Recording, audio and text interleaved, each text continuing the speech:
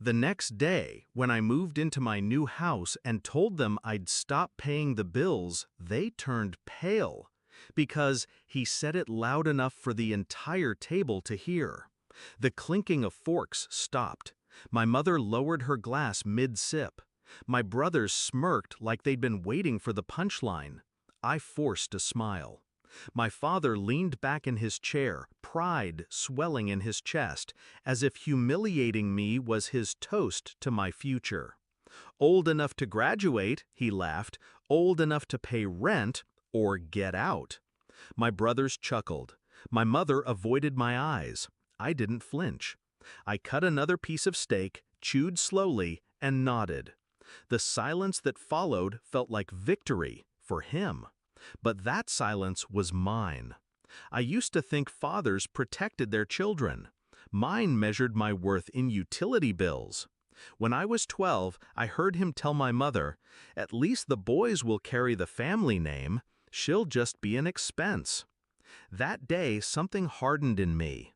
While my brothers played, I worked. Babysitting, tutoring, stocking shelves at midnight. Every dollar was a brick in the wall I was building between me and him. They thought I was just the quiet daughter in the corner. What I really was preparing.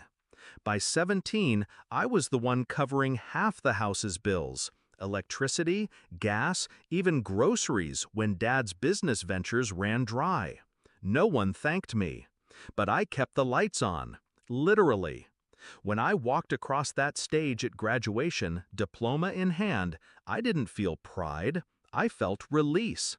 Because behind the smiles, I'd already signed papers no one knew about.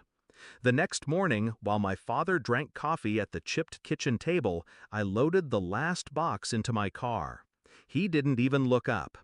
"You'll be back when rent's due," he muttered. I almost laughed. The truth was simple. Every bill, every service, every account in that house was under my name.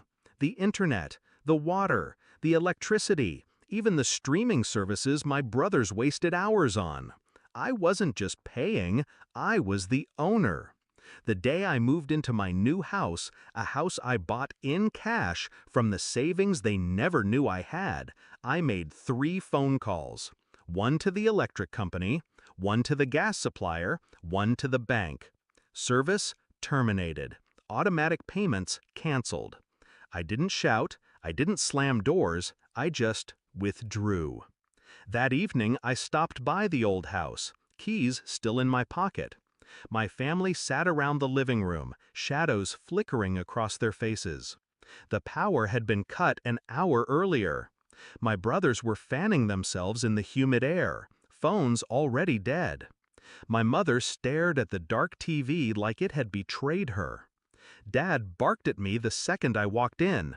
"Fix it! Call the company! Pay the damn bill!" I set my keys on the table. Calm. "No." His face reddened. "What do you mean, no?" I met his eyes for the first time that night. "I mean, I won't be paying anything anymore. It's not my house, not my responsibility. I've moved out." Silence. Heavy, suffocating. Then my youngest nephew, sitting on the floor with his half-charged tablet, gasped. "Mom, Aunt Sarah's on Forbes." All heads turned. He held up the screen, its blue light glowing in the dark room. My face stared back from an article. "Local investor makes national list." Forbes, billionaire list. Right beneath my photo was the number they couldn't comprehend. The room froze. My brothers leaned forward, mouths open. My mother's hands shook. And my father's laugh, his mocking, hollow laugh, died in his throat. "You?" he stammered. That's a mistake, some kind of error." I tilted my head. "No. It's what happens when you stop being an expense and start being the one who owns the table everyone eats from." They didn't know about the startup I'd invested in 4 years earlier. They didn't know about the stocks I traded while they mocked me for wasting time on spreadsheets. They didn't know that every bill I paid in their house had been part of a bigger plan to control what they thought they owned. And now they had nothing. No lights, no water, no power, not even the illusion of control. Dad slammed his fist against the table. "You owe this family." I stood. "No, you owed me. For years you let me carry you. Now you'll learn what it feels like when the crutch is gone." I walked to the door. My brothers didn't move. My mother whispered my name, fragile like a prayer. I didn't turn back. "I'll send someone tomorrow," I said. "Not to pay your bills, to change the locks. The house is under foreclosure. Papers went through this morning."